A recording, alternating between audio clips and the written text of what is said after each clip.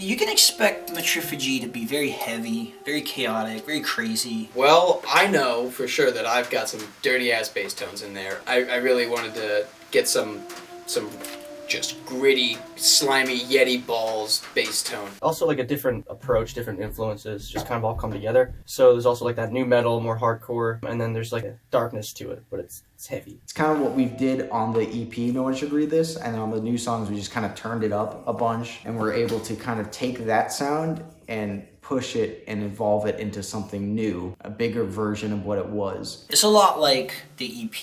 It might actually be darker and heavier than the EP. Overall, it's a very heavy album. Josh had a huge hand in helping us get the sound out for this album. He helped us sort of get this big, fucking crunchy, grindy, massive, wild guitar sound. We did also get to experiment a lot with new sort of industrial sounds and some turntables and stuff like that. So those are always really cool to work with, sort of like the in-studio stuff. One of the obstacles that we ran into almost right out of the gate for Matriphagy was Derrick's guitar like just fucked up like his first day of guitar. So I actually ended up recording bass a little bit earlier than planned. We did not have a lot of time to write the songs, to record the songs, to mix the songs. We got it done in the small amount of time that we had, but I think if we would have had a little bit more time and a little bit more flexibility with everything, it would have been less stressful, but we did succeed in doing what we wanted to do.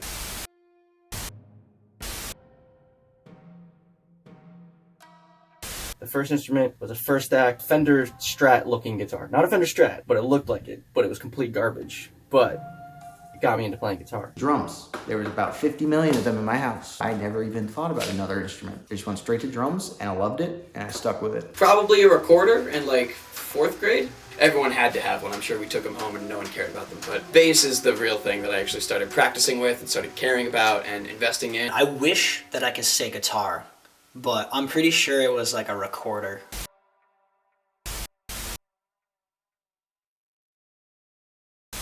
Post Malone, that'd be cool. You could have Post Malone as our other guitarist, that'd be kind of sick. Fucking Josh Groban, bro. Who else? I gotta go with Samuel T. Herring. If he joined Tallah, I don't know what he would do. I don't even know if he plays any instruments, but I just want him in the band. I would pick Stone Cold Steve Austin or Les Claypool. Hell, have them both in there. And they would both play the theremin, different octave theremins.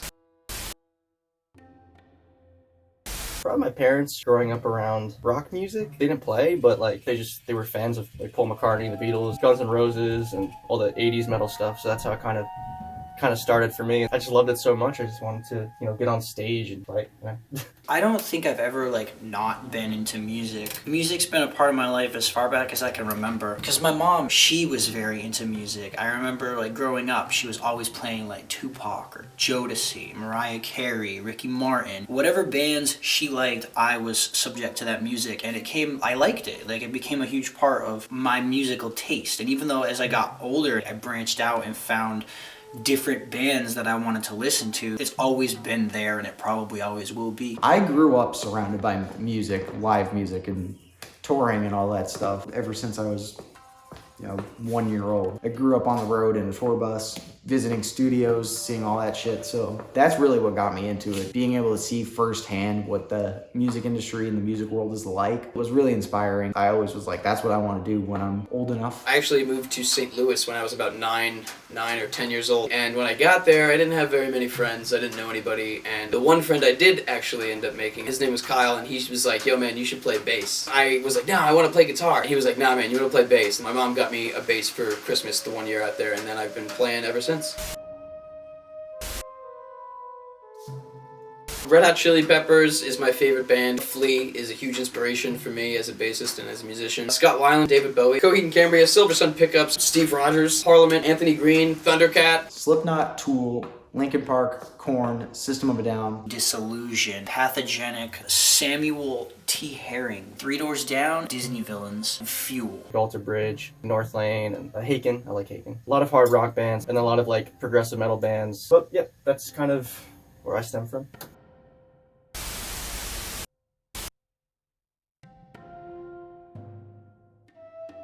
I love pro wrestling. Stone Cold Steve Austin, Rob Van Dam, Attitude Era was when I started watching stuff. I don't know about you, grandson, but when I was a kid, my non-musical idol was Jean-Claude Van Damme.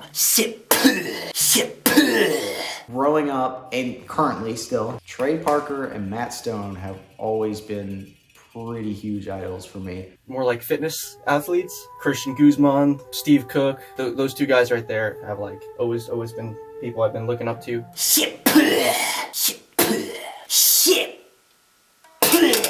Ace Ventura, actually, for a school project in like 4th grade, I think I actually wrote that I wanted to, he was like, my prospective career was helping people find their pets. Gohan from Dragon Ball Z, young, scrappy kid. I've just always been a fan of South Park. It's my all-time favorite show, and the writing is just genius on there. They do everything in such a crazy, unique way, and they like pick fun at everything and put it in a new light, which is great.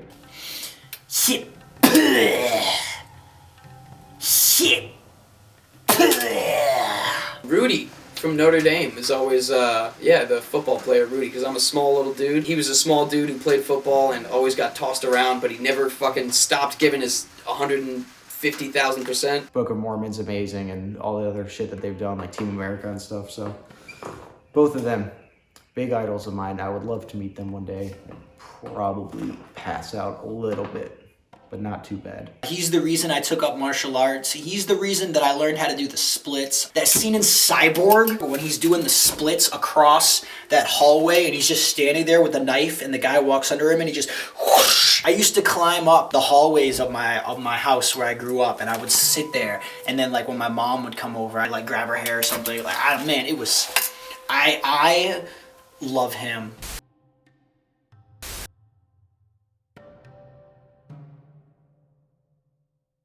I guess if we had this high budget and we could get anything, I would probably want to get Samuel T. Herring. I would want to get him on stage, like as the stage theatrist. Like I would want to see him dancing. I would want one of those giant TVs behind the band, but it would just be one camera that's on his face. Maybe his midsection, doing his dance moves, singing songs. I would spend the whole budget to get him. Spared no expense. Let's go to the fucking moon. Been wanting to play the first show on the moon for a long time now. If it's the highest budget of all, let's go to fucking space. I definitely want to have a drum riser that's high as shit off the ground. At this point, if we're like doing huge headlining shows where we can afford this shit, I'd imagine Tallah would be able to maybe figure out a waterproof drum kit, and in which case I would have these like sort of misters going off the whole time on me so my hair can stay wet and I can swing around better. But then I would also have these like jet shits with water, so it'd be landing on my drums and there'd be constant water splashing and exploding off my drum kit. Pyro shooting out the front, probably like blue pyro or something cool like that. I'll hang like chains or something above the kit that I can climb up on, swing around. Probably have some like 2 tiny little kits up front on the stage, one left and one right, so I can get up and run over and start playing in a different spot of the stage if I wanted to, you know?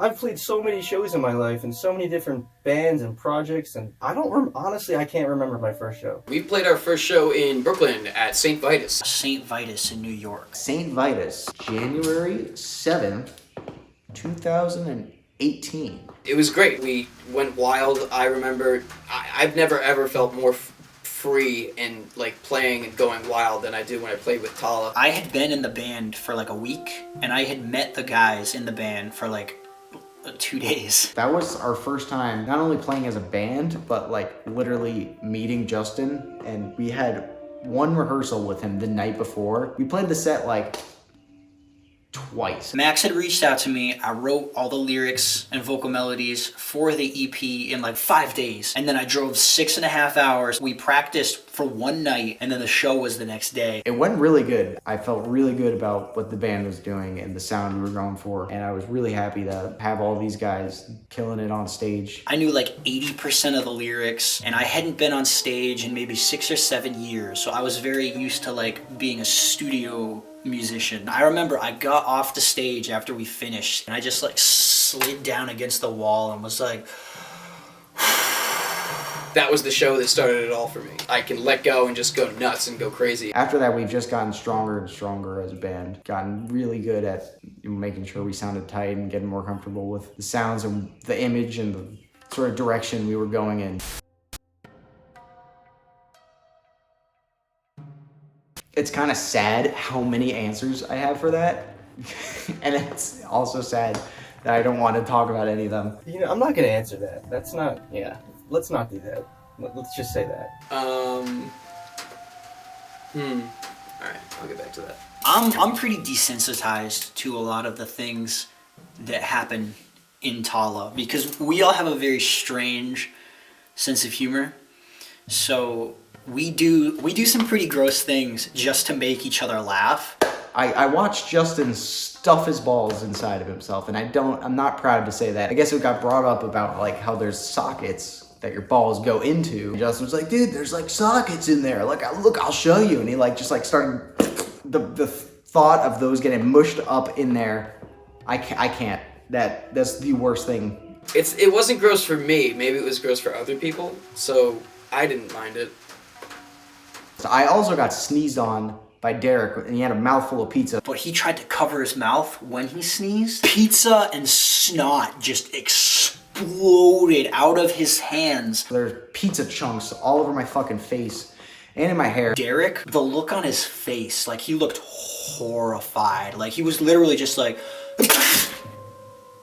So that was not only the grossest thing I've seen, but also experienced. I was sitting like on this little sofa off on the side, so like I wasn't caught in the blast, but I watched it happen. Like it was like a car accident, and I was just like...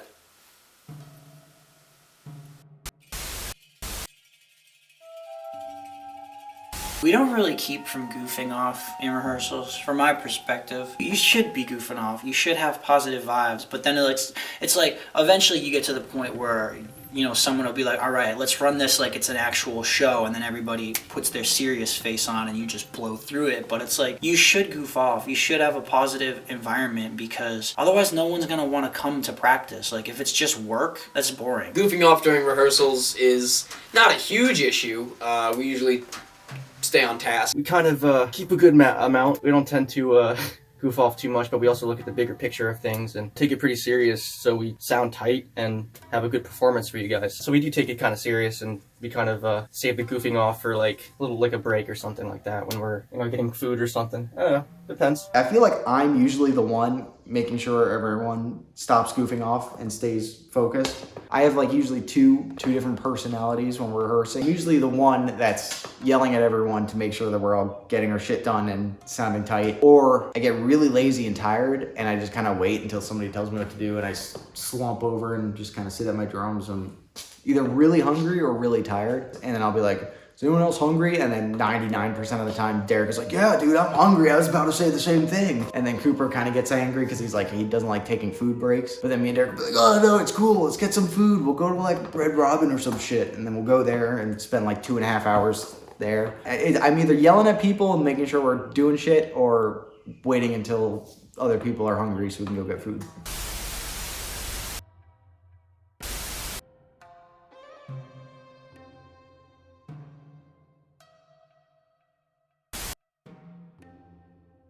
The biggest thing I do non-musically is writing. I've been writing a book. I started writing it in February 2016. I finished the first draft in about 9 months. And then I've spent the last 4 years editing it and rewriting it and world building and making the characters better because I want it to be perfect. It's my first release, but writing is a huge part of my life. I love reading fantasy books, Game of Thrones, Harry Potter, all that's fantastic. I'm reading Flea's biography right now, which is great. I was reading Trevor Noah's biography. A lot of my time is revolving around Tallah, but when I'm not doing that, I just usually play video games because I just love playing video games. League of Legends has been my go-to. World of Warcraft is great. I like to read a lot of books. Hiking's good. I like to meditate. Martial arts. I've been doing martial arts for almost 10 years, I think. I like to play video games. Assassin's Creed is probably one of my favorite games. Splinter Cell, Final Fantasy, Dragon Ball Z fighting games, they're all great. Fitness. that's definitely something. Staying healthy. Gains, brah. Oh, YouTube. I have my music channels, but then I also have Hungry Potus, which is like a comedy and gaming channel. Check that out. That's always fun. I like to watch Planet Earth. That's probably one of my favorite TV shows. It's football games with my family, watching Notre Dame, tossing the frisbee with some friends, you know. That's always a good time. I don't really know. I don't know which one of us takes care of our skin or self the most. Probably Derrick or Cooper. Derrick's all about freaking working out and doing all healthy things, non-GMO or whatever. He's all about that sort of stuff. But I also think Cooper, I can see him doing face masks and shit. I don't know. I'm real. If I couldn't pick myself, it's a toss-up between Max and Derrick. But if I can pick myself, then I totally have the beat because I'm very high maintenance. I guess I'll say myself, just because fitness, the gym, health supplements. Yeah, I would probably say myself, to be honest, especially when we tour. Like, I try to find gyms, or I try to, stay active, stay healthy somehow, and bring my health supplements. And Derrick, he's a gym rat, so he works out a lot and he watches what he eats, but sometimes he has like his cheat days. Sometimes he engages in things that impair his judgment and are not that physically healthy for you, and I think his mental health is a little on the side. But Max is a vegetarian and he's straight edge. However, he also eats a lot of pizza. Like when we're on tour, that's pretty much all he eats is pizza, and pizza is not good for you, and he drinks a ton of soda. So I think those two kind of even out. Probably Derrick and Justin. They're both super fit. They eat super healthy. Max is a vegetarian, so he's always eating pretty healthy, except for when he's only eating pizza. I'm pretty sure I have the beat because I eat very healthy. I don't smoke. I don't do drugs. I don't drink soda. I don't drink coffee. Really don't drink alcohol. Every once in a while I'm like, yo, let's get drunk. But it only happens like a couple times a year. So I'm very careful about what I put into my body. I also have like a stretching routine that I do twice a day for like half an hour. But when we're on tour, I usually only do it like before we're gonna play, because when you're on tour, it's kind of harder to, keep up with routines. I meditate, so it's like I keep myself very mentally healthy, very physically healthy, spiritually healthy. I sometimes I shave my legs, sometimes I shave my armpits, sometimes I do like makeup, and eye makeup takes forever. I probably have the worst self-care routine. I don't eat healthy that often, but everyone else probably works out more than me. But yeah, Derrick and Justin, they're super fit and super healthy. I take good care of myself, especially my voice, because it's my instrument, and I've seen what happens to harsh vocalists when they're on tour if they don't take care of themselves, So I'll have times where I just like wear a mask. I was wearing masks before everyone else was. I would wear a mask just so nobody would talk to me because I'm just resting my voice. And it's like, even though my technique is like solid, like I 100% know what I'm doing vocally, but I'll still just not talk so that I can preserve my voice. Because if you get vocal strain on tour, that quickly can turn into vocal damage, and then you're gonna run into some crap. So I'm very into taking preventative measures so that I can fully take care of myself before anything bad happens, if that makes sense.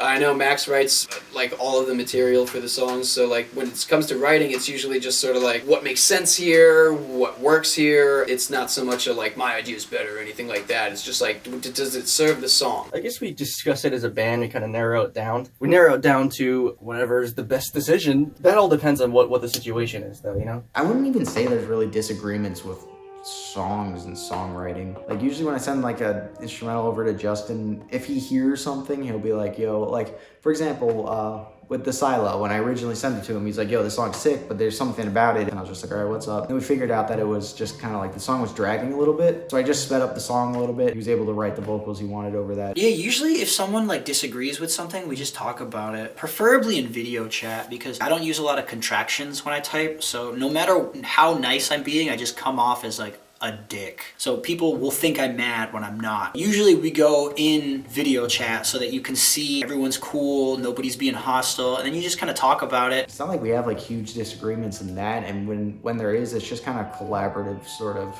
discussing it and trying to fix things. It's never like arguments or anything.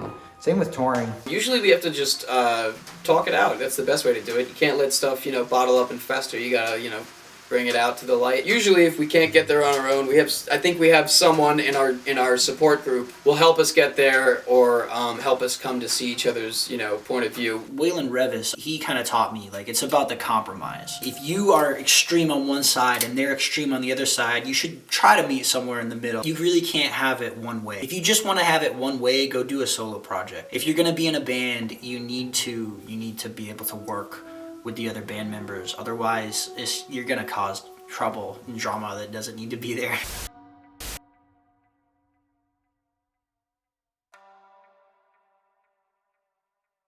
I actually don't really like pickles either. Like, I feel like I want to like them because they're like on burgers all the time and shit. And like, I don't really mind like the smell, but I can't deal with the taste or anything. I can't do pickles. Casseroles. I fucking hate casseroles. Oh, probably fish too. Anything with like fish, I would not eat it. I wouldn't eat it. Most seafood. I'm not gonna fucking touch seafood. But sushi's cool. I like crab meat. I like lobster meat. It's better. I don't know. I'm not the biggest fan of anchovies. I had a pizza one time in the past band. We were touring in Italy. I ordered a pizza and I didn't know it was gonna have anchovies on it. Honestly, you could even take the anchovies off and the whole pizza's it's ruined. It's just disgusting. I don't know. One overall thing that I fucking despise is ginger shots. I have like fucking PTSD anytime I smell fucking ginger shot. I was like really sick one time and Alex, my girlfriend, was coming to visit. I was like so sick that I couldn't get out of bed. So my mom was like, you should take some ginger shots. That'll get you feeling better in no time. So I was like, all right. So I did an absurd amount of ginger shots. Anytime I smell ginger shots or just ginger in general, honestly, it just makes me feel sick. I get that feeling in my stomach like everything's gonna explode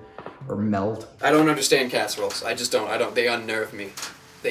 I'm uneasy around casseroles. Oh, I'm not answering that question. I know how it works. I know how the internet works. I know how trolls work. I'm gonna answer the question and then you're gonna know all the foods that I think are disgusting and you're gonna go out of your way to bring those foods around me and make me be near them just to bother me, just because you think it's funny. So I'm not answering that question. Or you know what, I'll say, I hate M&Ms. I hate chocolate chip ice cream. I hate honey. Anything that's good, I hate it. Don't bring me around it or I'm gonna be upset. Oh, well. That's not a question. Let's just turn that off.